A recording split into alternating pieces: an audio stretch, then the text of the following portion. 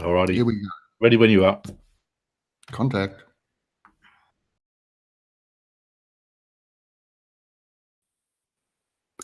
Hello and welcome to Podcast Essentials. Today we're talking about defining your audience. That is, finding who it is you're actually wanting to talk to. I'm joined as ever by my friend from Blaney, New South Wales, young Rich. Are you there, Rich? I am indeed, and I like the young part. To hear what we've got to say. Otherwise, why would we start? The counterintuitive part about defining your audience is that the tighter and narrower you can define your audience, the more likely your podcast is to be successful. Mhm. We can put aside outliers like Hard History from Dan Carlin, who gets 1 million downloads in the first 24 hours. We're talking about mortals here. Mm.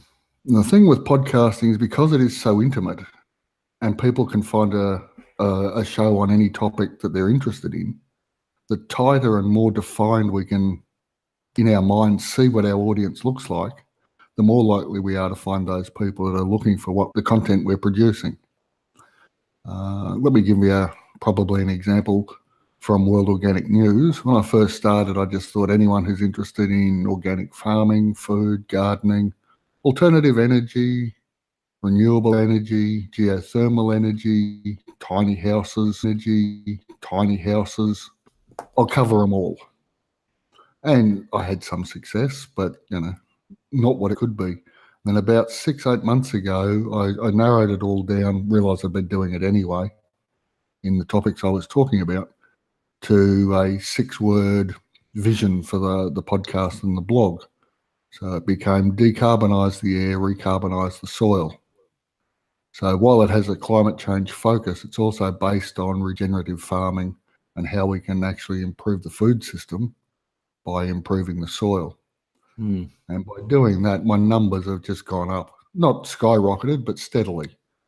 And I think steadily is the key with most things in podcasting. Since it started in 2004, there weren't a lot of stats around, but from about 2010 on, I think there's been a 2 to 4% increase in podcast consumption every year, which is about what a good economy is looking for.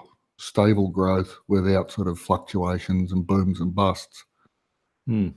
So the 2 to 4% growth, and that's because people are getting better at defining to whom they're speaking. And there comes a time, of course, with some people where they've got nothing else to say, so their podcast just stops.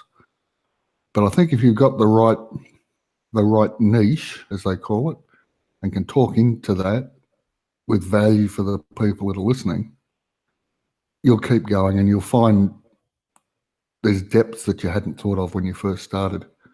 I've also found since I changed the focus, I actually gave the show and the blog a focus, I'm actually getting more feedback from people. One fella in particular who's a commercial farmer, organic, having real trouble with weeds. So I understand. The hedgerows are great, but the only thing that seems to grow in them is weeds. And I try not to dig, but I still get weeds. So we've been having a back and forth conversation on email. And I've been slightly adjusting, well, happily, by happy coincidence, the topics I've been covering, basically a reaction to the things he's been saying. The last episode was all about weeds, but that's only because there were a couple of posts came up about them during the week. So everything seems to feedback on itself when you've got that focus and that tightness. Focuses, and the man's got a depth of knowledge. He's second generation biodynamic farmer, for crying out loud. So he knows what he's doing. And so we were able to get different responses from him about what it is he's doing and why he's doing it for our different audiences, which I think is important. I find a lot of my audience are practicing farmers, practicing gardeners, and some people that are just interested in the food system. But mostly it's the hands-on people that listen. Whereas Climactic was about people, but defining your audience. I know people that actually sit down and write out a description of their person, their ideal avatar, as they call them. Mm-hmm. That's gone a little bit further than perhaps I would like to go. but I can see the sense in it if you're having trouble working out to whom it is you're speaking. Now, the idea of having the ideal person to talk to, consider like an archery target. In the very center is the person you want to talk to. Sometimes the arrow will hit further out and you'll find people that aren't exactly your target audience, but they're still there and they're in the ecosystem. And so they're happy to listen to what you're saying. And you might convert them over into being number 10s, the red spot in the middle. Not always, but you're more likely to if you've got a focus. If your content chops and changes every week and there's no real theme to it, it's difficult then for people to go back through your stuff and say, oh yeah, this is interesting, that's interesting. I know when, like, there's a blog post that accompanies this presentation that came out earlier today. And I was thinking while I was writing that about the history shows I listen to. Now, all the history shows I listen to are on a specific topic. So the history of the Crusades, originally the history of Rome, and Mike Duncan's new one on revolutions. But even those are done in series and they're a particular revolution, not revolutions in general. And there's another one on the history of England and another one on the history of the English language. So you can see from that, each one is a particular topic. Now, there are podcasts out there that are more general history things, like things I didn't learn in history class, and they tend to jump all over the place. And they cover topics that are of no interest to me, and they don't go into a particularly deep dive, whereas these particular history shows I listen to, History of the Great War is another one. It's going to go on much longer than the 4 years it took to fight the war. And same with the US Civil War. It's now, 2018, and they started back in a while back now, so it's much longer than the 4 years of that war as well. But you can get into depths with these things that are really interesting, and there's nuances you can go into in a niche that you don't have time for. What am I thinking about? The History of China podcast, there's two I listen to, History of China and the China History podcast. Now, China History podcast I like because he does bounce around a bit, but it's all Chinese. And when people will write in and say, I'd like to know about such and such, so he researches it. Whereas the History of China podcast is a chronological one. And there's a particular period in early Chinese history where they go from one dynasty through warring states and whatnot. I don't think it's technically called that. And then they end up in another dynasty. And the fellow doing the podcast was saying in most of the history books, it's covered in paragraph, this 100-year period. But he took 24 episodes to explain exactly what was going on. And it was really, really interesting. I think that's the key. If you're into it, you're into it. If you're not, then you'll go and listen to something else. You could really immerse yourself in it, can't you? I know I did in the next episode, and how you do that and why you shouldn't be anything but yourself. But the narrower the focus, the more and your understanding of the topic comes through. Even if you're only reading sort of one or two episodes ahead of where your listeners are, because you've got the passion for a particular topic, it comes across and people hear it. And so that's what hooks people, I think. And I think it's part of the exercise before you start, I think, to sit down and define your audience. Clearly, this can change over time, depending on the type of show you're doing. Now, if you're doing a series of comedy shows, then most people like a laugh. But some people find some topics offensive, other people don't. So, again, you'll be slicing and dicing the audience around the world. And on that point, you need to decide whether or not you're going to have any explicit material. And explicit is a difficult thing to define unless you've seen a lot of American television. And if you use that rule of thumb, you're fairly safe. So no expletives, no talk about breastfeeding or any of that sort of thing, but plenty of violence is okay. Now, the reason I mention this is that back in the olden days, you could have one episode that was explicit, you mark it as explicit, and the rest of your content was clean. and iTunes had just let it go through like that. But they've changed their rules in the last few years, and if you have one episode that has explicit language, the whole podcast is defined as explicit now. So if you got 300 episodes and one of them you say a naughty word in, then the whole 300 is defined as explicit. And how do they judge that, John? Sorry, how do they? I heard that it's a viewer's complaint. They don't actually monitor it. Is that correct? I'm not sure exactly what goes on in the bowels of Apple. Sometimes people are involved. Sometimes algorithms are. Mm-hmm. But once you've been labelled as explicit, and I would imagine there'd be people out there that'd be quite happy to write in and complain because the woods are full of them. But once you're registered as explicit, you're no longer listed on the iTunes page in India or the Apple Podcast page either, for that matter. Okay, I didn't know that. Yep. Yes.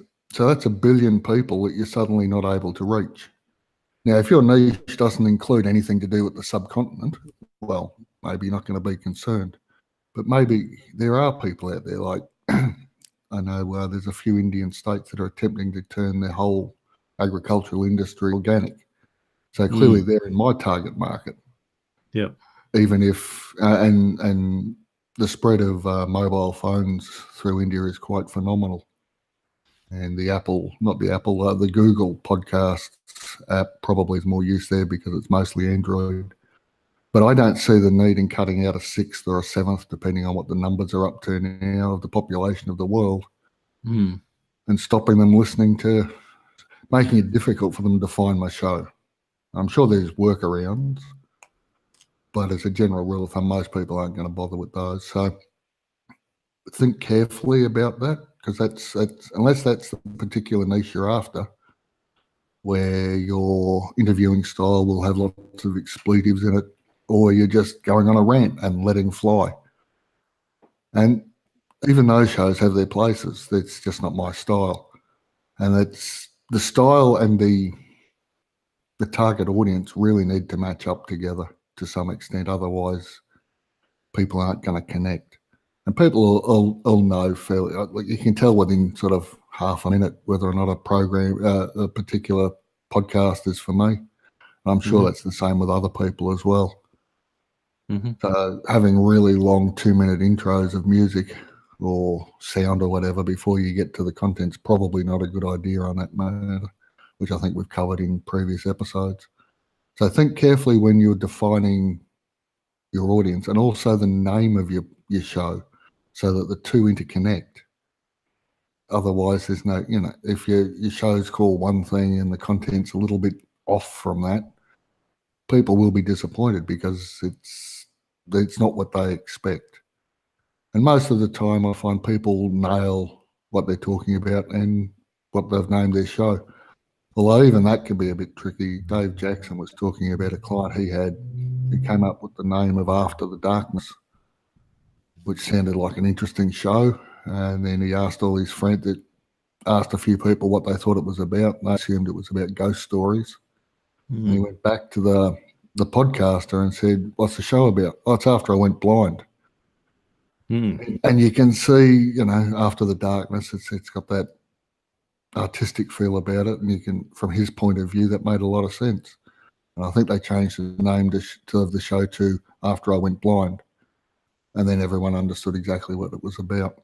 Okay. So picking your show name to match to make it obvious to your target audience is another step in the pre-launch process.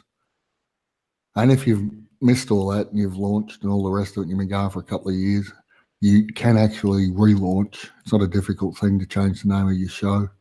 You just go through the same process, keep the same feed, and we'll cover that on another episode. But it's doable. But why bother when you can do it right from the start? So if you're just beginning, think carefully about this. I think it's in the checklists. I know it's in the pre-launch checklists you can get for free over at mrjohnmoore.com. Now, we're in the process ourselves of starting a new one, Rich. And we've been thinking quite deeply on this, which is why it's come up in the series today. Yeah, it's very valuable, John. Thank you very much for your time. And there's a question I've got for you, John. I mean, I have. It depends on the particular podcaster. I've defined to whom it is I'm speaking, but then I don't sort of have a pic. I know people have cardboard cutouts on their desks in front of them so they can talk to them. Mm-hmm. We're going a little bit extreme. If A that little, works, and you think it helps to have the two, the male, the female, before you, I don't actually have a particular person in mind because organic farming covers such a wide series of methodologies, landscapes, and all the rest of it. I think it's more if I had to define it tightly, it would be the thinking farmer. So someone that's actually not just following the rules, but is actually thinking about what they're doing and observing, which, I mean, most farmers do that anyway. But there's a particular sort of way of thinking, ecological perhaps, whatever. But that's the sort of I know people that suggest writing down what it is your ideal avatar does every day so that you've got an idea of them firmly in your mind. And when I think about my people, they're my people, the people I'm aiming at, they can be behind an ox, they can be on a tractor, they can be doing it on foot, they can be they can be simply graziers and not do any soil and any crop growing. They're observers, John, aren't they? That's the word I was after. Yeah, thank you. Yeah. Thinkers and observers, and they ruminate, which sort of fits in nicely with the sheep and the cows and the goats. It does, yes. Yes. So, if you want to think about the two you just described, the male and the female listener, and then pitch between the two of them or to the two of them, whatever works, I think, is the key with defining your audience. And as you get more feedback from your listeners, it becomes tighter and more evolved. It might slide a little bit one way or the other, but it drops into a pattern, and we understand to whom we're speaking. So I think that's the key. You actually have to have someone in mind, or a group in mind, or a group of interests in mind before you start. It's possible to go over the top and have the cardboard cutouts and all the rest of it. And I've heard people describe their ideal listener as, Betty, 34, to this college, did this, did that, went to this university, studied such and such, is now doing this. Okay. And maybe it works for them. I don't know. It's a little bit over the top for me. And so I don't bother with it. But I am keeping in mind the fact that I'm talking to practical, hands in the soil, feet on the ground types of people. I think that's a tight enough definition for me. Yeah. And yourself, does that make sense, Rich? It does, John. Yeah. I mean, the new one that we. And we'll be doing a whole session on pre-launch considerations and the questions we need to ask ourselves before we start, and how long the planning process should be, depending on the topics and what it is and what it is you're trying to do. I think we've probably covered what we need to today. Just think clearly about to whom it is you wish to speak, and it's that easy in a lot of ways. It does feel like you're leaving out a lot of people around the world when you first start, but trust me, they were never going to listen anyway. I can't see oil executives listening to World Organic News, so I don't pitch it at them. That would be a whole other podcast. So you're never going to get the people that were never going to listen anyway. So don't try. Go for your tribe, your people, your community, the people to whom you really wish to speak, and they're out there and they're growing 2 to 4% a year. So it's coming it's getting bigger all the time, without being. But we'll see what happens. What are the demographics, John? Just talking age groups now. I know when it started. Yeah. Not bad. Yeah. It's all demographics, basically. As the word spreads, a lot of people still don't know what a podcast is, and I get a blank look when I say that's what I do. People go, all right, what's that? Yeah. So I've got the elevator pitch down pat. It's a audio program that's syndicated across an RSS feed, which just makes their eyes glaze over more. So I said, give me your phone, I'll show you. It's quicker that way. Showing is better than telling. Exactly. Go, oh. So just ask them, what's your hobby? What are you interested in? Google or Apple Podcast, depending on which variety of phone they have. And then they just gobsmacked at how many choices they have. Just which one looks the best? Click, have a listen to that. Yep. Come and see me come on me when you're ready to do your own. So yeah, so it's growing. I mean, more people have heard of podcasts, but there's lots of people who haven't yet. So there's still potential. And in the same way that there's 4 million blogs or something, there's only 500,000 registered podcasts. And of those, about half have pod-faded anyway. So there's still plenty of space in the sector, in the medium. So jump in, particularly as Google's now joined the fun, and they're likely to be pushing podcast. Well, they've said they're going to push podcasts in the same way YouTube took off when they bought YouTube and started pushing that. So I think we're on the cusp of something exciting again. So define your audience, come up with a show name, start recording, and start talking to them, giving them value and really good content. And on that happy note, we'll pull this one to a close. Next Friday, we'll be talking about the voice, finding your voice, both in style and also on the microphone. So that should be fun. And with that, we'll pull this one to an end, and we'll see you on Friday. See you, Rich. Thank you very much, John.